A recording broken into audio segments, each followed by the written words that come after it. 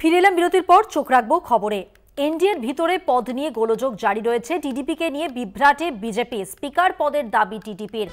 দাবি থেকে নড়বে না দল, এমনটাই জানিয়ে দেওয়া হয়েছে। চন্দ্রবাবু নাইডু তাঁর দাবিতে অনড় রয়েছেন। প্রথম থেকেই তিনি স্পিকারের পদের জন্য তার দাবি স্পষ্ট করেছিলেন এবং শেষ পর্যন্ত তিনি তার দাবিতেই অনড়। এখনো পর্যন্ত যা খবর,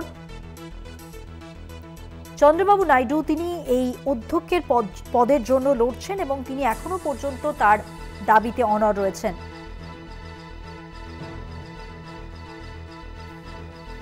চন্দ্রবাবু নাইডু তাকে নিয়ে বেশ বিড়ম্বনায় বিজেপি। এখনো পর্যন্ত যা খবর, অধ্যক্ষের পদ যে দাবি তার প্রথম থেকেই, সেই পদ থেকে তিনি সেই অধ্যক্ষের পদ নিয়েই কিন্তু তার দাবি জানিয়েছেন এবং তিনি স্পষ্ট করেছেন তার বক্তব্য, স্পিকার পদের দাবিতেই তিনি অনড় রয়েছেন।